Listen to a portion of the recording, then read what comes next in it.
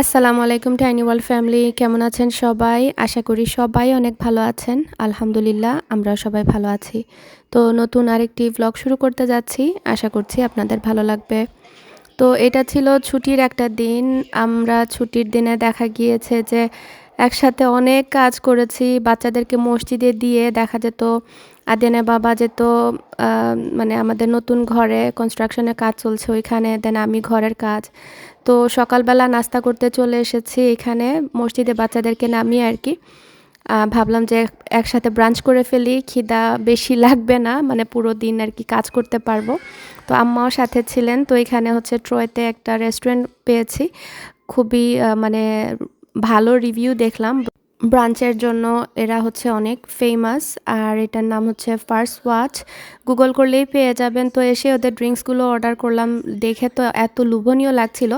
পিকচারে এতটা বোঝা যায়নি, কিন্তু সরাসরি দেখে আমি তো পুরাই ফিদা, মানে ওয়ার্থ ইট আর কি পুরা, বলতে গেলে আজকে ব্রাঞ্চে আসা। তো আদিয়ানা বাবাকেও কল করলাম, বললাম চলে আসেন, খেয়ে তারপরে চলে যাবেন। ও আবার কোনো কাজে লাগলে দেখা যায় যে খেতে চায় না, না খেয়েই কাজ করতে থাকে ননস্টপ, আবার যখন খায় তখন খায়। আম্মা ঘরে খেয়ে এসেছিলেন, উনি কিচ্ছু খাবেন না, শুধু না করছিলেন। তো ওনার জন্য একটা স্যুপ অর্ডার করেছি। তো আজরাক সোনা নিয়েছে এখানে ওর জন্য প্যানকেক। খাওয়া দাওয়া শেষ করে চলে এসেছি এখানে হচ্ছে বাথ অ্যান্ড বডি ওয়ার্কসে, তখন ক্যান্ডেল সেল ছিল, তো এই জন্যই যাওয়া। প্রত্যেক বছরই আমি আপনারা দেখেন যে এই টাইমটাতে যখন সেল দেয় ক্যান্ডেলের, একসাথে আমি পুরো বছরের জন্য কিনে নেই, কারণ আমি কিচেনে তো প্রায় সময় এগুলো বার্ন করি রান্না করার পরে, বা এমনিতেই ভালো লাগে। জানি এগুলো হেলথের জন্য এত ভালো না, কিন্তু কি করব, আমার এই ফ্রেগরেন্সটা এত ভালো লাগে। মানে বাথ অ্যান্ড বডি ওয়ার্কসের যতগুলো ক্যান্ডেল আছে সেগুলোর দেখা যায় আমার স্পেসিফিক কিছু স্মেল আছে খুবই পছন্দ। তাদের মধ্যে হচ্ছে ফ্রেশ কাট লাইলাক আমার ফেভারেট, তারপরে হচ্ছে থাউজেন্ড আইল্যান্ড, এটা হচ্ছে ফেভারেট। তারপরে আরেকটা পেয়েছে হচ্ছে টিউইক সামথিং।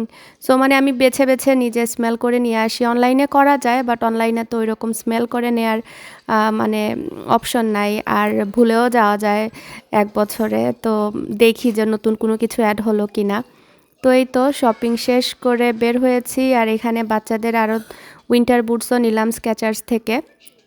টুকটাক বাজার করে দেন আমরা বের হয়ে পড়েছি ফার্নিচার স্টোরে। তো আরও একটু ফার্নিচার লাগবে, আপনাদেরকে হয়তো বা আগে ব্লগে মানে দেখেছেন যে আমরা স্টোরে ফার্নিচার দেখছিলাম এরকম। তো আসলে টুকটাক করে, মানে যেটা বললাম, বলতে গেলে পুরো নতুন করে মনে হচ্ছে আমি সংসার গড়ছি আর কি, বা জুড়ছি। তো একটা একটা করে দেখছিলাম, আর একসাথে আসলে এরকম হুটহাট করে তো ডিসিশন নেওয়া যায় না।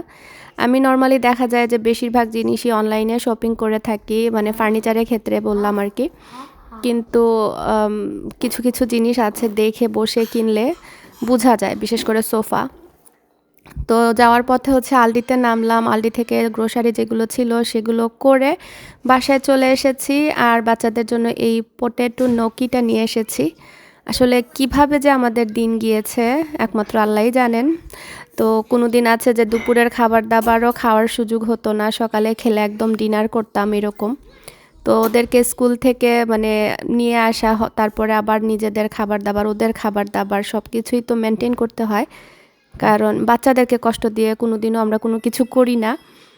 আর এই তো এখানে হচ্ছে আমি বাচ্চাদের জন্য এই নৌকিটা মানে বয়েল করে নিচ্ছি, আর এটা খুবই মজার, বাচ্চারা পছন্দও করে। তো আমি টমেটো স্যুপটাও নিয়ে এসেছিলাম আলডি থেকে। তো এটা জাস্ট কিছুই করতে হয় না, চুলায় দিয়ে মানে রেডি টু গো আর কি, কিছু করতে হয় না, মানে ওয়ার্ম করে নিলেই হয়ে যায়। আর ফ্রেশ ক্রিম থাকলে সেটা অ্যাড করতে পারেন, বা নারিকেলের দুধ থাকলেও দেয়া যায়, বাট আমি জাস্ট এভাবে করে আর কি। আর নকিটা বয়েল করে স্যুপের মধ্যে দিয়ে দিব, এতে করে আর কি ফুলফিল হয়ে যায়। যদি শুধু স্যুপ খেলে তো পেটটা ভরে না, আলাদা করে টোস্ট বা স্যান্ডউইচ বানাতে হয়। তো আমি ক্যামেরা এক হাতে ধরে ধরে করছিলাম, আর অ্যাক্সিডেন্টটা করলাম আর কি। তো কখনো কখনো আমার এমনও হয়েছে যে ট্রাইপড মানে ফোনে লাগাবো, মানে ফোন ট্রাইপডে লাগাবো, সেটাও মানে ভালো লাগতো না। এই জন্য আসলে ইদানিং রেকর্ডিং করা টরা সবই একদম মানে লাটে উঠেছে। যাই হোক, আপনাদের সবাইকে অন্তঃস্থল থেকে অসংখ্য ধন্যবাদ জানাতে চাই। গত ব্লগে আপনাদের এত পজিটিভ, এত সুন্দর সুন্দর কমেন্ট পেয়ে সত্যি আমি আর আদিয়ানের বাবা আমাদের পুরো পরিবারের পক্ষ থেকে জানাই অসংখ্য ধন্যবাদ। আমাদের জন্য এরকম দোয়া করবেন যাতে আল্লাহ তাআলা আমাদেরকে সকল রকমের বদনজর থেকে বাঁচিয়ে রাখেন, আমাদেরকে ভালো রাখেন, সুস্থ রাখেন আর শান্তিতে রাখেন। তো সত্যি আমি কৃতজ্ঞ। আপনাদের এত এত পজিটিভ কমেন্ট আমরা পড়েছি সবাই একটা একটা করে। ভালো লাগে যখন এরকম আপনাদের দোয়া পাই, ভালোবাসা পাই। তো এই তো বাচ্চাদেরকে এখানে স্যুপটা বানিয়ে দিয়েছি, সাথে টোস্টও করে নিয়েছি যাতে করে পেটটা ভরে খেতে পারে। এটা ছিল পরের দিন সকালবেলা। আজকে স্কুল আছে আর বের হয়ে দেখি তো অবস্থা খুবই খারাপ। আমাদের মিশিগানের ওয়েদার এই ভালো তো এই খারাপ, মানে রাস্তা টাস্তা জমে যায় সামটাইম আর ভয়ও লাগে। ফার্স্ট স্নোতে এত ভয় লাগে না, জমার পরে যেটা হয় রাস্তাঘাট আইসি কন্ডিশন, এইটাই হচ্ছে সব থেকে মারাত্মক। তো এগুলোর মধ্যেও স্কুল কিন্তু খোলা থাকে, আমাদের কাজেও যেতে হয়, বাচ্চাদের স্কুলেও যেতে হয়। তবে উইন্টার অ্যাডভাইজারি দিলে আর কি তখন গিয়ে দেখা যায় হয়তো বা স্নো ডে বলে এখানে, তখন দেখা যায় বাচ্চাদের স্কুল বন্ধ দেয়। তো পরের দিন কিন্তু আমাদের স্কুল বন্ধ দিয়ে দিয়েছিল, কারণ মর্নিংয়ে তো আরও পড়ার কথা। আর এরকম আর কি কন্ডিশনে দেখা যায় বাস স্টপে বাচ্চারা যাবে বা প্যারেন্টসরা নিয়ে দিবে, এগুলো হেডেক হয়ে যাবে। বাস টাইম মতো আসে না, এই জন্যই আর কি মর্নিংয়ের দিকে যেহেতু কমিউটে প্রবলেম, এই জন্য স্কুলগুলো বন্ধ দেয়। বরফে কেটে ফেলছে সবাইকে, এরকম অবস্থা। ইয়াল্লাহ, আমি এখানে গাড়ি দাঁড় করে আমার ফালাককে দিয়ে আসলাম। ফালাককে দিয়ে আমি ড্রাইভ করছিলাম আর চিন্তা করছিলাম যে প্রত্যেকটা বাবা মা আমাদের জীবনে যখন বাচ্চা কাচ্চা মানে চলে আসে তখন আমাদের প্রায়োরিটি পুরোটাই পরিবর্তন হয়ে যায়। সব চিন্তা ভাবনা, ভালো লাগা খারাপ লাগা হয়ে যায় বাচ্চাদেরকে ঘিরে। তো এত কষ্ট করে আমরা বাচ্চা মানুষ করি, আল্লাহ তাআলা যেন আমাদের সকল মা বাবার বাচ্চাদেরকে ভালো পথে রাখেন, মানুষের মতো মানুষ বানান, আল্লাহর রাস্তায় রাখেন। তো এত কষ্টর পেছনে তো এইটাই আশা, ওরা আমাদের জন্য করবে, খাওয়াবে বা মানে ওদের কাছ থেকে চাওয়ার মানে কোনো ইচ্ছা নাই, শুধু এতটুকুই চাওয়া যাতে ওরা ভালো থাকে, ওরা মানুষের মতো মানুষ হয়। তো এই তো বাসায় চলে এসেছি। তো এসেই হচ্ছে চিকেন ভিজিয়ে দিয়েছি, আজকে রান্না করতে হবে। যেদিন রান্না থাকে টেনশন করা লাগে যে রান্না কখন শেষ করবো, এই জন্য ভিজিয়ে দিয়েছি। আর কি রান্না করব সেটা হচ্ছে প্রত্যেক দিনকার প্রত্যেক ঘর ঘর কাহিনী। আর এখানে মাছের মাথা, আমার ফ্রিজে মনে হয় 7-8টা মাছের মাথা। আমি জানি না ওগুলো খাবো কি খাবো না, ফেলে দিতে হবে। এটারও দেখতে পাচ্ছেন অবস্থা তেমন একটা ভালো না, ফ্রিজার বার্ন হওয়ার উপক্রম। তো এইটা দিয়ে অল্প একটু ডাল দিয়ে মাথার মুড়ি ঘন্ট করে ফেলবো, আর নয়তো বা খাওয়া হচ্ছে না। এটা কি মাছের মাথা আল্লাহ জানে, এটা মনে হয় এটা অনেক বড় একটা মাছ, আল্লাহ জানে কোন মাছ, আমি জানি না এটা কি মাছ। আর কাতলা মাছ হয়তো বা হতে পারে, আমি নিজেও ভুলে গিয়েছি। সো মাছ যদি কখনো দেখেন যে এরকম একটু সাদা সাদা বা ফ্রিজার বার্নের ভাব চলে এসেছে, তখন পানিতে যখন ভিজাবেন অল্প একটু দুধ দিয়ে দিবেন। এতে করে হবে কি মাছটা একদম ফ্রেশ লাগে। আপনাদেরকে দেখাবো, এটা আমার একদম পরীক্ষিত একটা টিপস, আমি যেটা কিনা অনেক বছর ধরে ফলো করে আসছি। আমি এটা একটা রান্নার বই থেকে পেয়েছিলাম।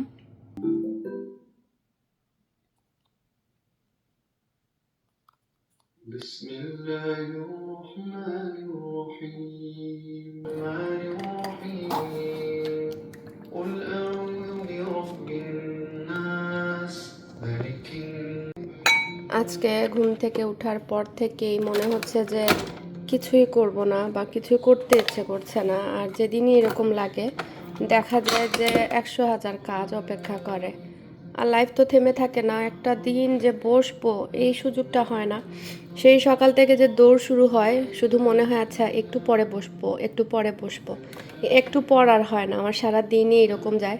দেন বেডে যাই আর বলতেও পারি না, ফোন হাতে নিয়ে আমি ইদানিং একটা গেম খেলি, লাইক মানে ক্যান সর্টিং আর কি, গুড সর্টিং গেম।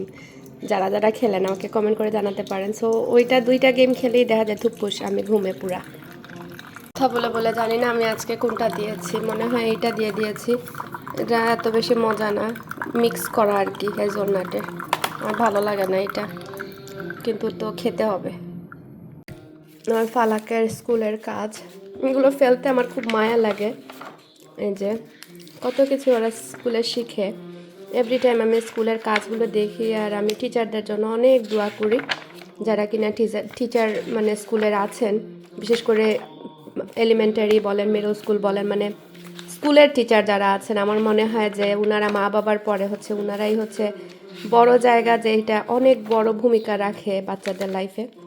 এই যে সারাটা দিন আমরা তো সকালবেলা স্ট্রাগল করে দিয়ে আসি, তারপর নিয়ে আসি, তো পুরোটা দিন ওনাদের কাছেই আমাদের বাচ্চাগুলো থাকে। সো মন থেকে অনেক অনেক দোয়া, যারা কিনা টিচার আছেন আমার ভিডিও দেখছেন, আপনাদের সবার জন্য অন্তরে অন্তঃস্থল থেকে দোয়া রইল, আপনাদের হাতে আমাদের বাচ্চাদের ভবিষ্যৎ। এই কুকিজগুলো আমাদের ভালো লাগে, আলদিতে গেলেই আমি একটা বক্স নিয়ে আসি। বাচ্চারা দেখা যায় যে সুগার যেগুলোতে লাগানো সেগুলো খেয়ে ফেলে, তো আমি এখন আসলে নাস্তা যে বানাবো সে এনার্জি নেই, 2টা বিস্কুট দিয়ে কফি খাবো, আর একটু সোফাতে পা তুলে বসবো, দেন রান্নাবান্না শুরু করে দিব। আমি সে যেহেতু নাস্তা করিনি, এখন এত খিদা লেগেছে, দুপুর বেজে গিয়েছে অনেক। সো এখানে আমি দেশি একটা পনির দিয়েছিলেন একজন, সো সেটা নর্মালি আমি কি করি ভেজে খাই, আজকে এই পনিরটা কেন জানি না এরকম একদম মেল্ট হয়ে গিয়েছে। এখন আমি যে থাকে, এটাকে কি বলে, হাওয়াইয়ান রোল বলে, তো এইটা এক টুকরা দিয়ে ভেবেছি যে আলাদা সটে করব। এখন এইটার মাঝখানে দিয়ে এটা কি থেকে কি হয়ে গিয়েছে। আর এই যে এই ঢাকাইয়া পনির, তো এক টুকরা আমি দিয়েছিলাম। নর্মালি তো সুন্দর করে ভাজা যায় আর খুব মজা লাগে ভেজে খেতে। মজার ব্যাপার হলো এই পনির থেকে তেল বাটার বের হয়ে গিয়েছে। এই যে অত বেশি আগুনও দেইনি বা জালও করিনি, দেখতেই পাচ্ছেন কত সুন্দর বাটার বের হলো। কমেন্ট করে জানাবেন তো আমার এটা এরকম কেন হলো। দেশে যারা আছেন, এটা ঢাকাইয়া পনির, মানে এখন আগের মতো না, এটা মনে হচ্ছে বেটার কোয়ালিটি মনে হয়, আর সামথিং ওদের বানানোর প্রসেস মেবি ডিফারেন্ট হয়ে গিয়েছে। আসলে মজাই লাগছে, ভেতরে মিষ্টি আর উপরে মানে বিটার মানে সল্টি আর কি, ভালোই লাগছে খেতে।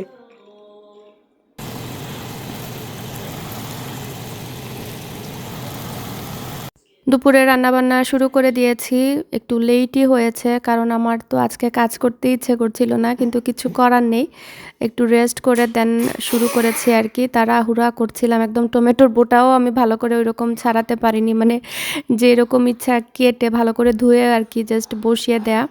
আর এখানে হচ্ছে আস্ত পটেটো ছিল, red onion, red skin potato, এগুলো হচ্ছে খোসা সহই খেলে ভালো, এগুলো ওয়াশ করাই থাকে, ক্লিন করাই থাকে, তারপরও ভালো করে ধুয়ে একদম দিয়েছি। আর এরকম আস্ত আলু দিয়ে আসলে খেতে ভালো লাগে চিকেন। তো বাইরে বের হয়ে পড়েছি, আজরাকে আনার টাইম হয়ে গিয়েছে, মানে কি যে একটা অবস্থা, এই জন্য দেরিতে রান্না শুরু করি না, করলে আর্লি শেষ করে ফেলি, নয়তো বা আমি টাইম দিয়ে কাভার করতে পারি না। রাস্তাঘাটের অবস্থা দেখতে পাচ্ছেন একদম ওই পাশটা কেমন, আর মেইন রোড আবার আলহামদুলিল্লাহ দেখতে পাচ্ছেন একদম ক্লিন করে ফেলেছে। কিন্তু নেইবারহুডের ভেতর দিয়ে আমি আদিয়ানকে নিয়ে আসি, দেন আজরাকে পিক আপ করি, দেন বাসায় যাই। এই ঠান্ডার মধ্যে আমার এইটা জ্যাকেট খুলে ফেলেছে, এর নাকি শরীরে এত গরম। আল্লাহ, বল্টু, এই যে আমি গাট্টি বুস্কার সব আমার হাতে। তো চিকেনের মানে অলমোস্ট ডান হয়ে গিয়েছিল, এভাবেই রেখে চুলা অফ করে চলে গিয়েছিলাম, তো আবার এসে চুলা অন করেছি। আজকে যে কি হলো, সব কিছু আমার ওলটপালট হয়ে গিয়েছে, দেরিতে রান্না বসালে এই একটা ঝামেলা। শুধু চিকেন রান্নাটা হয়েছে, তো আজরা এখন আর খাবে না ভাত, ফালাক আসলে একসাথে খাইয়ে দিব, এরকমই করি। ফালাককে এনে তারপর দুই ভাই বোনকে একসাথে খাওয়াই। তো ওকে একটু অরেঞ্জ কেটে দিয়ে আসলাম, আর এখানে বাচ্চাদের জন্য স্পিনিচ দিয়ে আর চিংড়ি মাছ দিয়ে কুইক একটা ভাজির মতো করব। স্পিনিচ শাক ওরা পছন্দ করে, আর চিংড়িটাও খায় মোটামুটি, চিংড়ি মোটামুটি না মানে মাশাল্লাহ ভালোই পছন্দ করে, ঝাল ছাড়া একদম আর কি কুইক রান্না। সো এটা বসিয়ে দেন ফালাককে আনতে যাব। এই তো ফালাককে আনার জন্য এসেছি।